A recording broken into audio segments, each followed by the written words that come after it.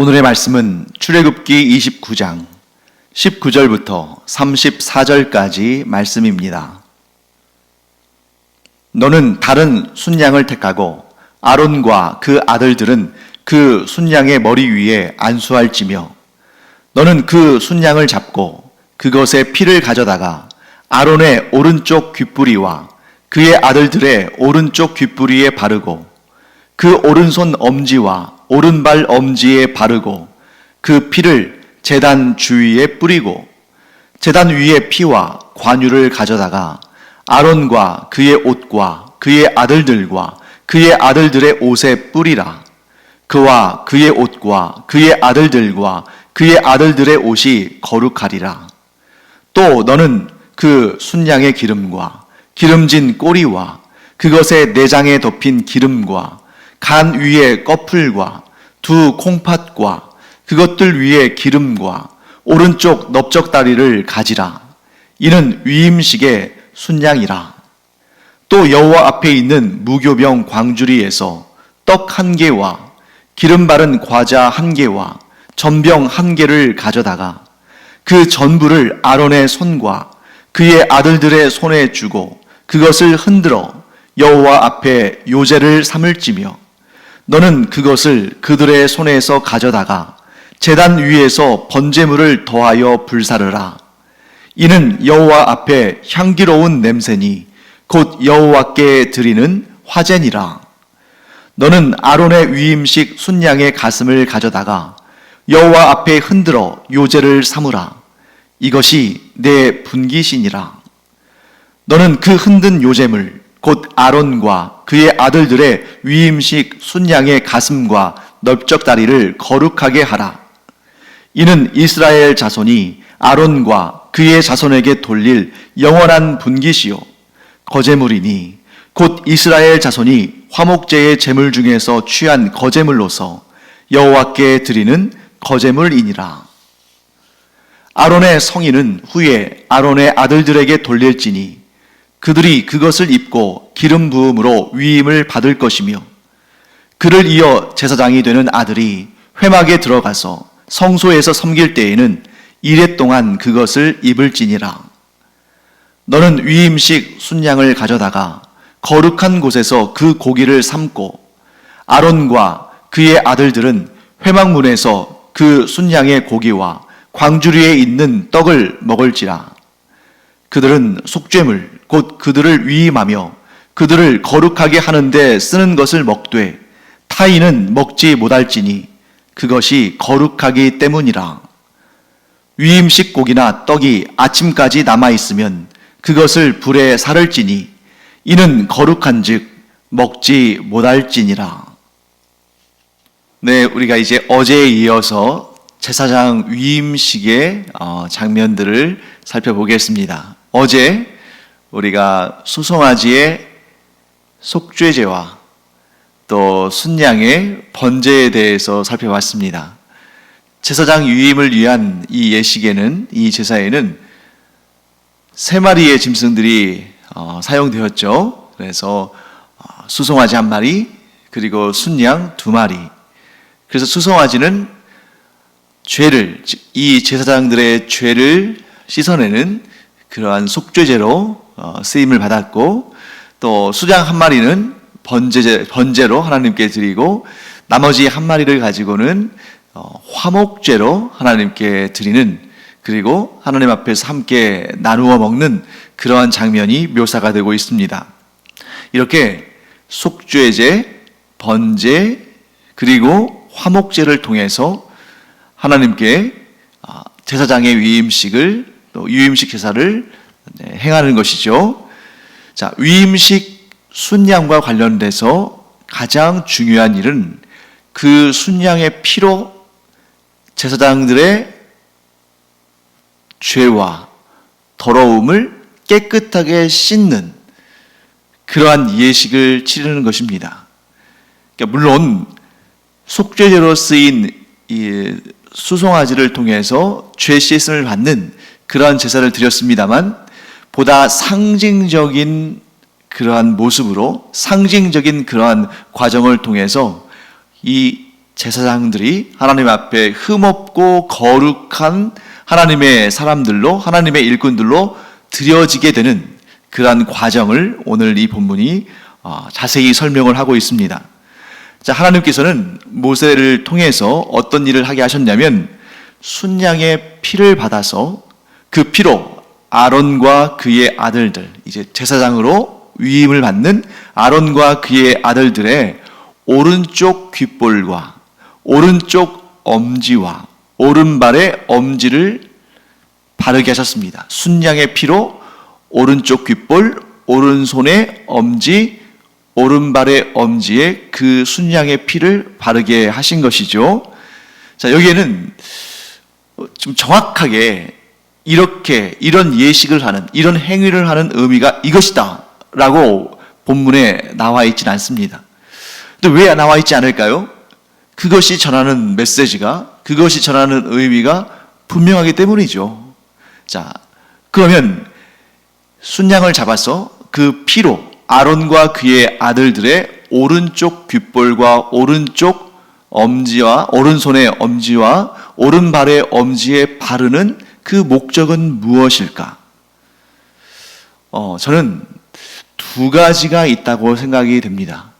첫 번째는 제사장을 하나님께 성별된 사람으로, 거룩한 사람으로 세웠다는 표시로 곧 하나님께서 그를 깨끗하게 하셨다는 그런 의미로 그 피를 바르는 거죠. 물론 온몸을 다 피로 바를 수도 있습니다만 지금 이 예식에 그 온몸을 다 피로 끼얹어 보세요. 그것은 그렇게 보기에도 그럴 뿐만 아니라 뭔가 너무 막 피투성이 된 그런 모습일 수 있지 않습니까? 그러니까 하나님께서 그 거룩한 예식을 행하시면서 상징적인 의미를 두심으로 오른쪽 귓볼과 오른손 엄지와 오른발 엄지에 그 피를 바르게 하심으로 그들이 정결케 되었다 하는 것을 표시한 것 아닌가 하고 우리가 생각할 수 있습니다. 일단 오른쪽이라는 것은 요즘에는 오른쪽 왼쪽 그렇게 잘 구분하지 않습니다만 고대 시대잖아요. 지금으로부터 약 3,500년 전이니까 당연히 이 시대에는 오른쪽이 사람을 대표하는 쪽이죠.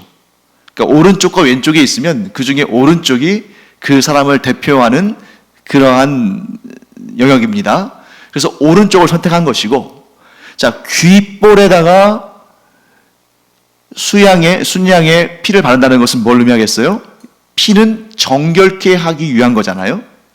그러니까 오른쪽 귓볼에 피를 바른다는 것은 하나님의 말씀을 듣는 그 귀가 정결하도록, 즉 하나님의 말씀을 듣고 그 말씀을 순수하게 정결하게 받아들이고 그 말씀대로 살고자 하는 그러한 그 정결한 귀의 의미를 담고 있는 것 아닌가 하고 생각할 수 있습니다. 자, 같은 원리로 오른손 엄지손가락에 바른 피는 뭘 상징하겠습니까? 이제 제사장은 하나님의 말씀을 들을 뿐만 아니라 하나님을 섬기는 일을 해야 되죠.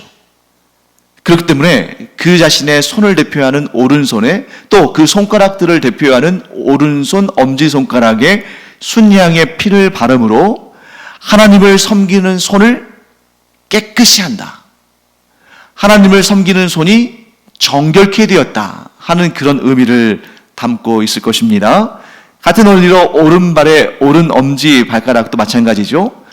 오른발의 오른 엄지 발가락에 바른 피는 하나님 앞에서 바른 길을 걸으며 백성들을 이끌어가는 영적인 지도자로서 우상을 섬기거나 또한 죄악된 길로 가는 것이 아니라 하나님께서 지시하신, 하나님께서 들려주신 그 옳은 길, 의로운 길, 거룩한 길을 똑바로 가겠노라는 그러한 상징적인 의미를 포함한 것이지 않을까 하는 그러한 생각을 해보게 됩니다. 이처럼 제사장은 하나님 앞에서 바로 서 있는 자가 되어야 하고 또한 그 백성들 앞에서도 바르게 서 있는 사람이 되어서 이 백성들을 하나님께로 온전히 올바르게 좌로나 우로나 치우치지 아니하고 똑바로 하나님 앞으로 이끌어가는 이런 영적인 지도자의 역할을 감당해야 한다. 일종의 완전하진 않지만 완전하신 중보자이신 예수 그리스도를 예표하는, 그들 자체가 완전하진 않지만 그들의 사역이 그와 같이 백성들을 하나님께로 올바르게 인도하는 그런 중보자적인 역할을 감당한다는 것을 그 안에 내포하고 있는 것 아닌가 하는 그런 생각을 하게 됩니다. 자, 그 다음에 이건 이제 저의 해석인데, 이 순양의 피를 제사장들의 오른쪽 귓볼과 오른손 엄지와 오른발의 엄지에 바르는 그 이유는 그들이 전적으로 하나님의 것이라는 인침, 증표, 표식이지 않을까 하는 그런 생각이 듭니다. 자, 우리 예수 그리스도를 구주로 영접한 우리가, 자, 요한계시록에도 보면 그런 내용이 나옵니다만, 겉으로 보면 이 세상에 속한 자들과 우리가 뭐 별 차이가 없죠. 뭐 겉으로 무슨 표시가 나겠어요? 하지만 육체의 눈으로는 보이지 않지만 영의 눈으로 보이는 그런 표식이 있는데, 그것이 뭐냐면 예수 그리스도인의 인침, 예수 그리스도께서 보혈로 인치심이 곧 우리가 하나님의 자녀들이요 하나님의 구원받은 백성들이라는 표식이 되는 것입니다. 그래서 사탄의 표식을 두고 무슨 666이나 뭐 이러한 상징적인 용어로 표현하잖아요. 우리 그리스도인의 표식은 예수 그리스도의 보혈로 인침을 받은 것입니다.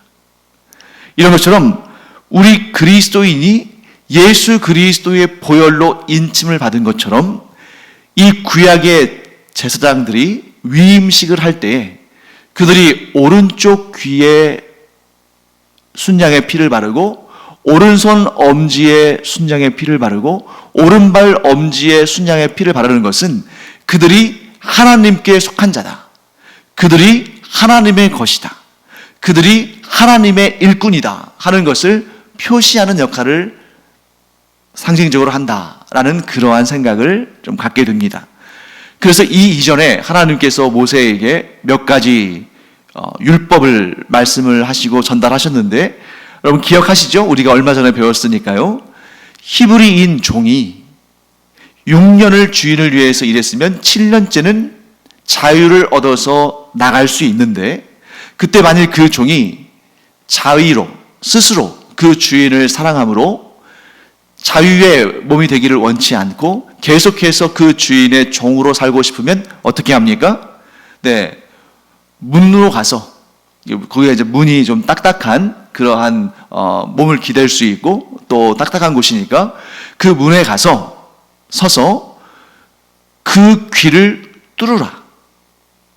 뭐 못이나 망치 같은 걸로 귀를 뚫겠죠. 그리고 그 뚫은 귀에다가 뭐 종의 표시를 하는 어떤 뭐 고리 같은 거, 귀고리 같은 거 이런 것들을 달았겠죠. 그래서 그 집안의 종이라는 것을 상징했을 텐데, 이처럼 종이 그 주인을 사랑해서 계속 그 주인의 종으로 살고 싶으면 그 귀를 뚫었던 것처럼, 자, 이 장면에서 제사장의 위임식을 하는 이 제사장들이 오른쪽 귓볼과 오른손 엄지와 오른발 엄지에 순양의 피를 바른다는 것은 나는 하나님을 사랑함으로, 하나님의 종으로, 하나님의 일꾼으로, 하나님의 사람으로 하나님께 바쳐진 존재다 하는 것을 상징적으로 보여주는, 또 선포하는 그런 행위가 아닐까 하고 좀 저는 추측해 봅니다.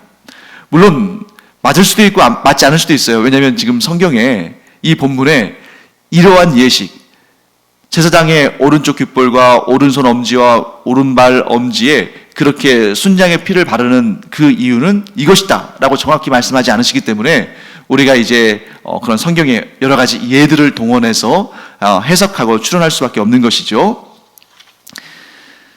자, 그 다음에 이 위임식에 사용된 순양의 피는 관유와 함께, 이 제사에 사용되어지는 거룩한 기름과 함께 이 순양의 피와 제사에 사용되어지는 거룩한 관유와 함께 아론과 그 아들들에게 뿌려지고 또한 아론의 옷과 그 아들들의 옷에 뿌려짐으로 제사장들과 그들의 옷들이 거룩해지게 되는 그러한 역할을 감당했습니다. 피 뿌림의 행위, 굉장히 중요하죠. 제물을 잡았을 때에 그 제물의 피를 제단에 뿌리기도 하고 제단 아래 쏟기도 하고, 지금 이 위임식 제사에서는 아론과 그의 아들들에게 뿌리고 그들의 옷에 뿌림으로 말미암아 정결케 되었다. 거기서 우리가 한 가지 알 수 있는 원리가 있습니다. 피를 통하여 정결케 되는 것은 원래부터 하나님께서 가지고 계신 죄를 정케하는 하나님이 정하신 방법이다 하는 것입니다. 그러니까 예수 그리스도께서 십자가에 피를 흘려 우리의 죄값을 대신 갚으신 것도 어쩌다 보니까 그런 방식으로, 어쩌다 보니까 십자가형을 당해서, 어쩌다 보니까 십자가에서 피를 흘려서 그렇게 된 것이 아니라 영원전부터 하나님께서 계획하신 죄사함의 방식이 피를 뿌리는 것이다. 왜 피를 뿌리는 것일까? 자, 성경에 분명히 기록되어 있죠. 하나님께서 이렇게 말씀하십니다. 생명은 피에 있나니.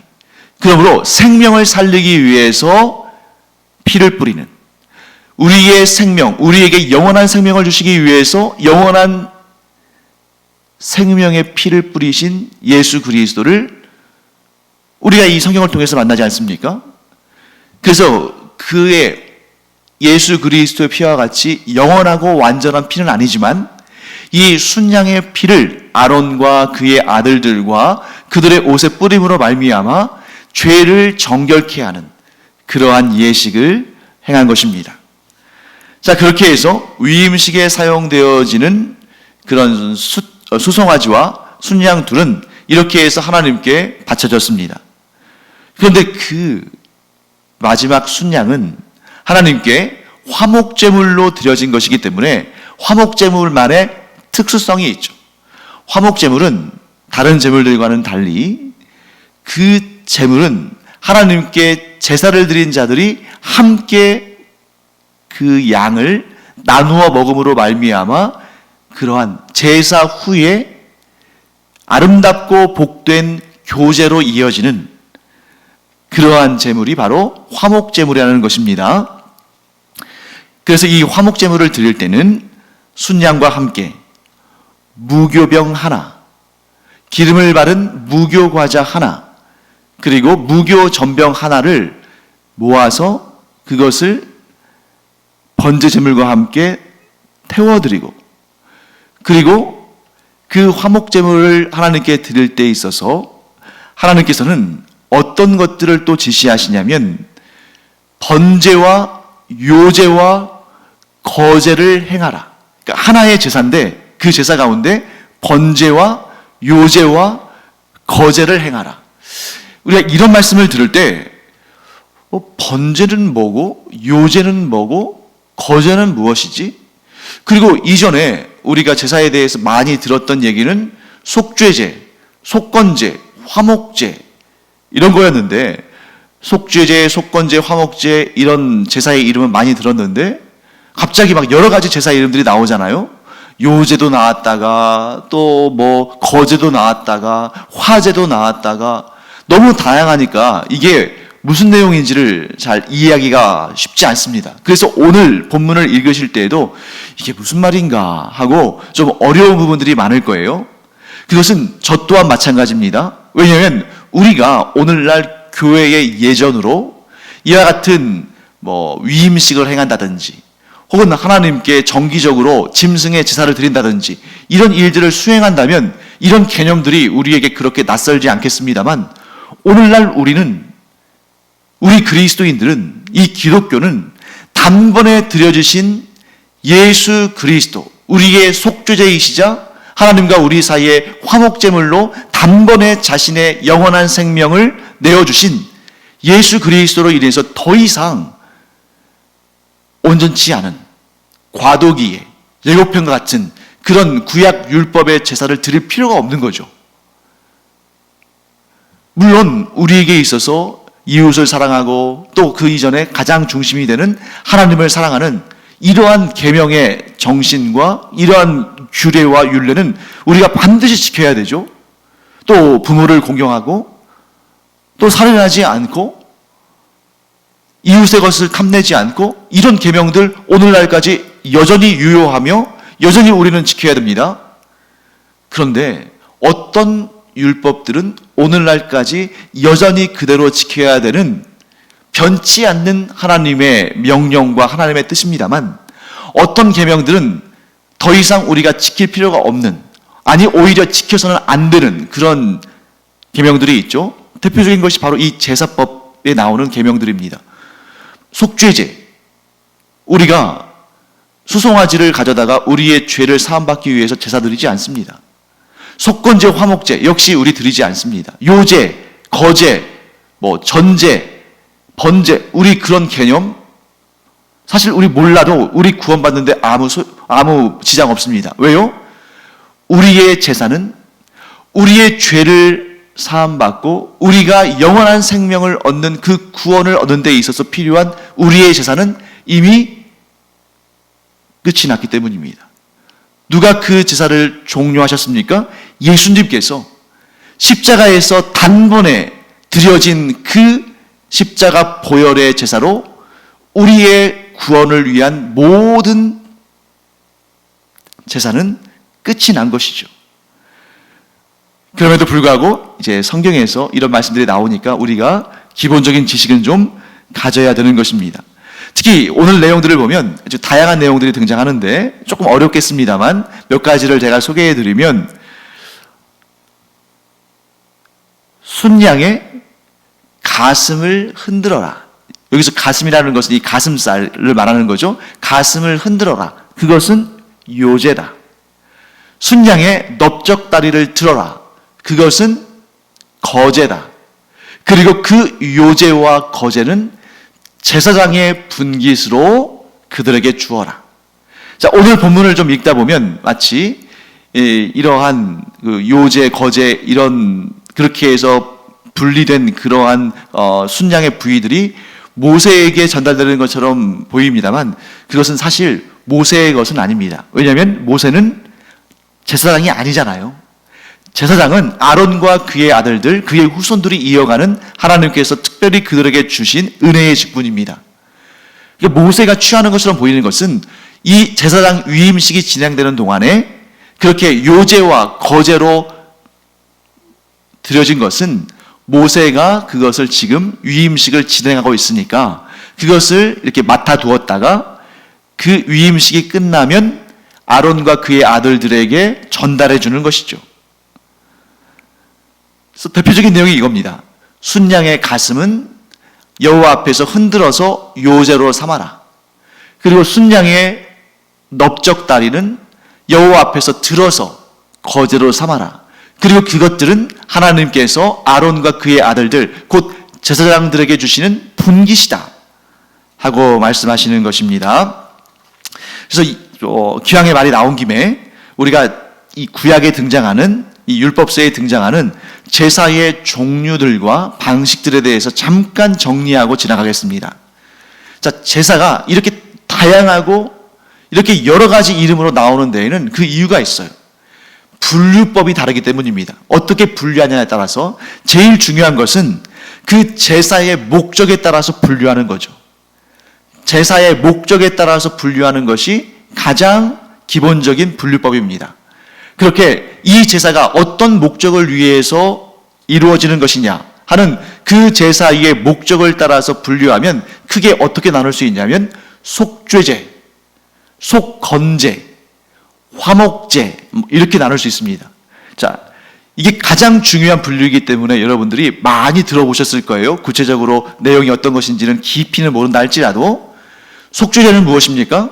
그야말로 간단하고 단순하게 외우면 되겠죠. 죄를 속함받기 위해서, 죄의 문제를 해결하기 위해서, 죄 사함을 받기 위해서 하나님께 드리는 제사가 속죄제다 하는 것이죠. 그러면 속건제는 뭐냐? 이게 좀 헷갈리는 거예요. 좀 중첩되는 것 같고, 이것이 그것 같고 그것이 이것 같고 하는, 속죄제와 속건제가 유사해 보입니다만 차이가 있다면, 속죄제는 하나님 앞에 지은 죄에 대해서 회개하고 또 사람들 사이에 지은 죄에 대해서도 그게 사람과 사람 사이의 죄로 그치는 것이 아니라 하나님 앞에 범죄한 것이기 때문에 이러한 죄에 대한 문제들은 속죄제로 하나님 앞에서 제사를 드립니다. 그런데 특별히 어떤 죄가 있냐면 하나님께 바쳐드려진 성물, 하나님의 소유인, 하나님의 임재가 있는 하나님께서 직접적으로 그것을 다루시는 그러한 물질이나 사람에 대한 죄를 지었을 때, 탐냈을 때, 훔쳤을 때, 이럴 때는 속건제를 드려야 되는 것입니다. 예를 들면 성막을 더럽히는 죄를 지었다. 성전의 일부분을 파손하는 죄를 지었다. 또 하나님께 드려진 그러한 물품들이 있지 않습니까? 간단하게는 하나님께 드려지는 그러한 진설병에서부터 또 향단이나 제단이나 또 갈고리나 이렇게 제사 때 사용되어지는 물품이랄지 혹은 성전의 휘장이랄지 이런 것들을 훼손했을 때 하나님 앞에 죄를 지은 것이고 하나님의 것을 훼손했으니까 속건제를 바칩니다. 여기서 중요할 것이 하나 또 있죠. 자, 제사장을 해쳤거나 제사장에게 위협을 가했거나 제사장의 물건을 훔쳤거나 이렇게 제사장과 관련되어 있는 범죄도 속건제에 해당합니다. 왜냐하면 제사장은 하나님께 성별되어진 하나님의 것이니까. 그래서 속건제는 하나님께 속한 것, 하나님을 섬기는 데 사용되어지는 것, 하나님의 임재와 관련되어 있는 것에 대한 죄를 짓거나 그것에 손해를 가했을 때 하나님께 드리는 제사다 하는 것이죠. 자, 화목제는 무엇입니까?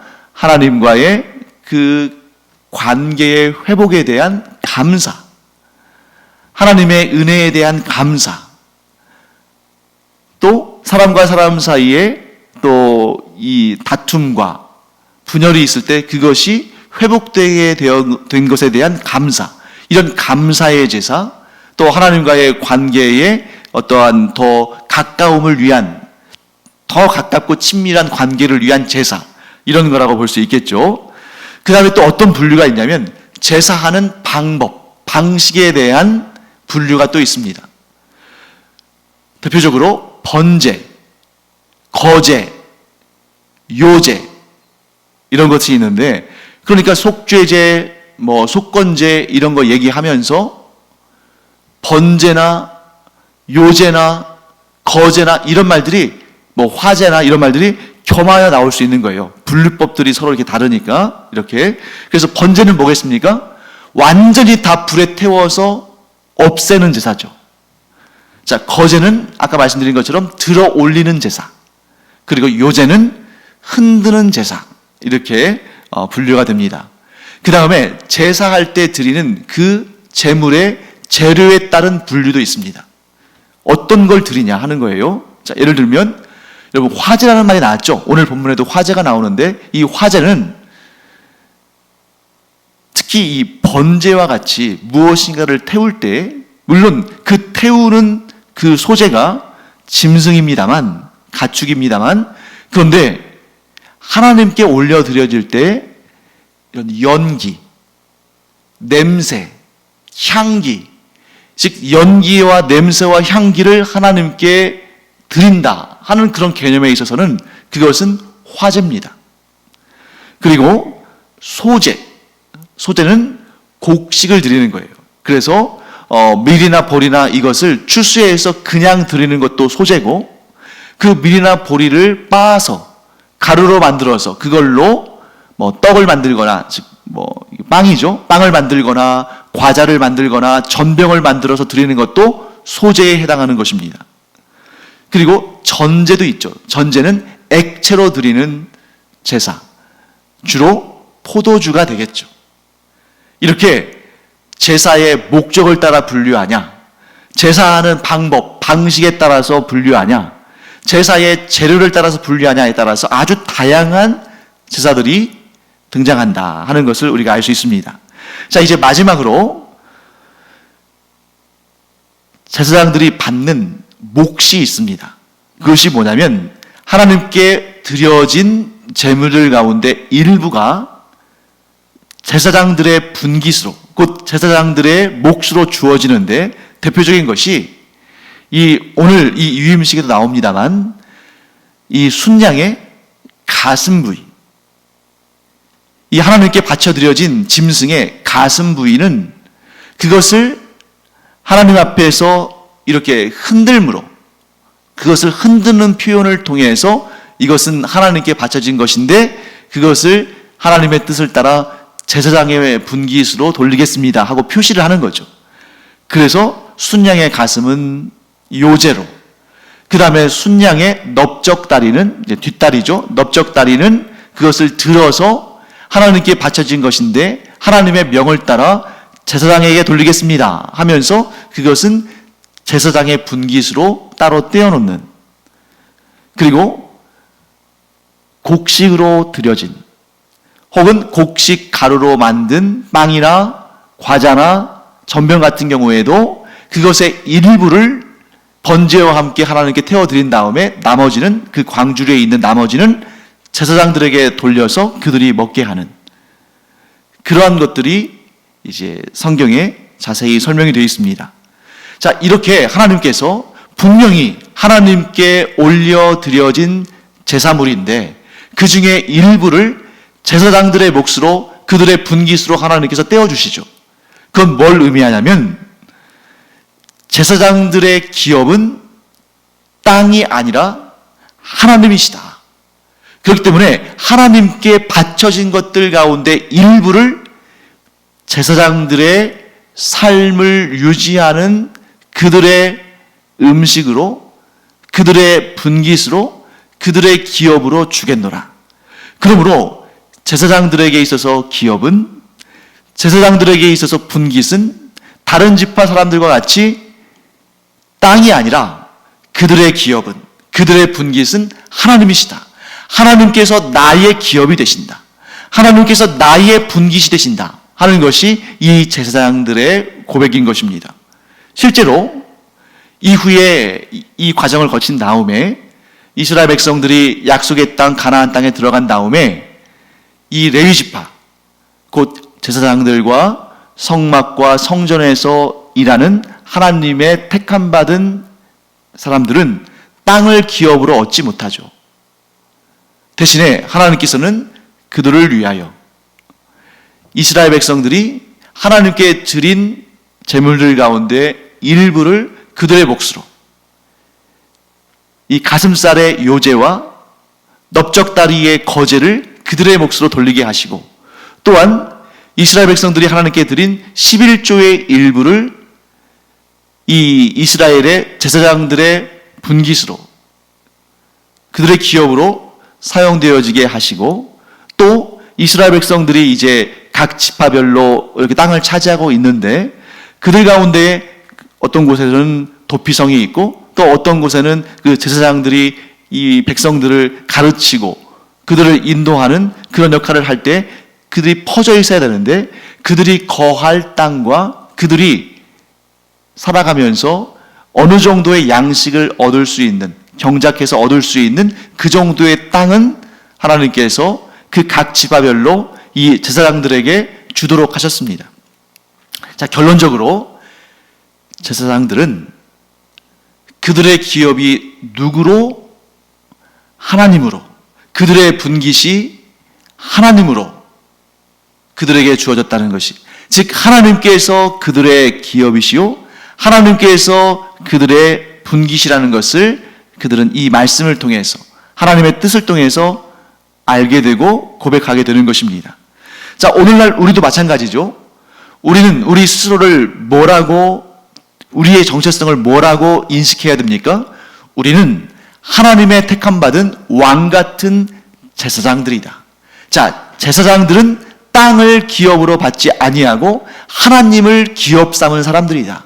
그렇기 때문에 우리가 이 세상에서 얼마나 넓은 땅을 가지고, 우리가 이 세상에서 얼마나 많은 재산을 가지고, 우리가 이 세상에서 얼마나 많은 권력을 가지고 있다 하더라도 그 모든 것은 나의 것이 아니라 하나님의 것이고 나는 하나님을 기업으로 삼은 사람이다. 그러므로 지금 내가 누리는 모든 것은 나의 기업이신 하나님께서 나에게 잠깐 맡겨두신 것을 내가 관리하는 것이고, 나의 진정한 기업, 나의 진정한 분깃은 이 땅에 있는 것이 아니라 하나님의 나라, 곧 천국에 있는 것이다. 우리는 그러한 왕 같은 제사장의 개념을 가지고 살아야 됩니다.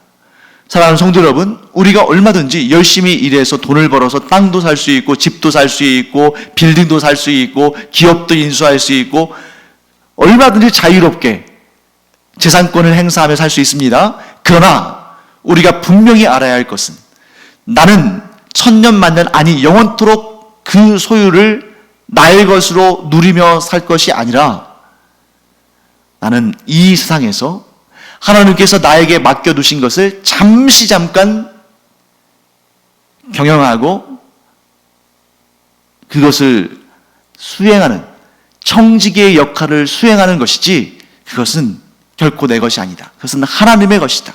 그리고 하나님께서 나에게 기업이 되신다.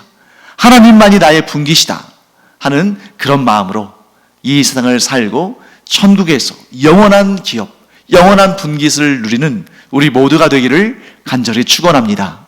기도하겠습니다. 하나님 감사합니다.